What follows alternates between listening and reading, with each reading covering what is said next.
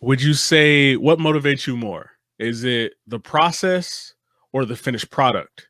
And there's a weird dichotomy in photography with that. So I want you to kind of break that down a little bit for us. Yeah. So, obviously, all of the work you're doing is for the product, and you're not really going to know whether it was worth it until you see it. Right.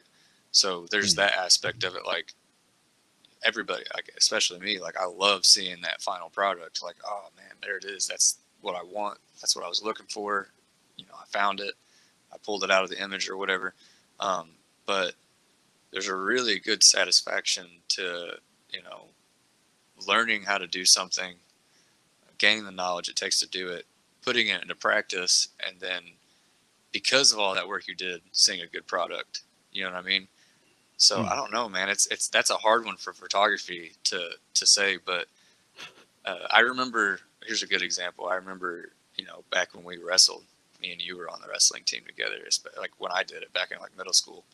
You know what my favorite part about wrestling was? It was like running until you couldn't run anymore. Like that hardcore practicing. You know what I mean? Like, but it was horrible at the time, but you felt so good. You know what I mean? Afterwards, when you got faster, you got stronger. You know what I mean? It's that whole working out thing. Like, you got to go through the pain process to get to the product, and you kind of start to fall in love with that pain process. And I think that I've kind of fallen in love with that with photography. The hard knocks of posting a picture and it being awful.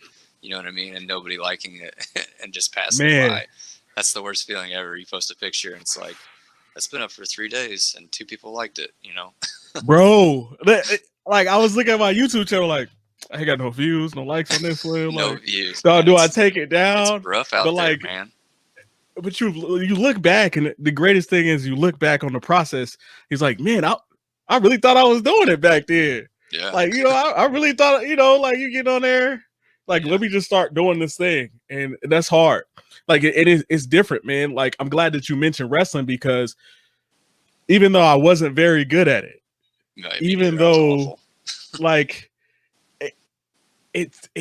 there's something about you having that control and getting your butt whipped on that mat. Yeah. You know what I mean? That's a wake up call. Your team was involved in helping you learn how to do it, but once it was time to do it, you're on your own.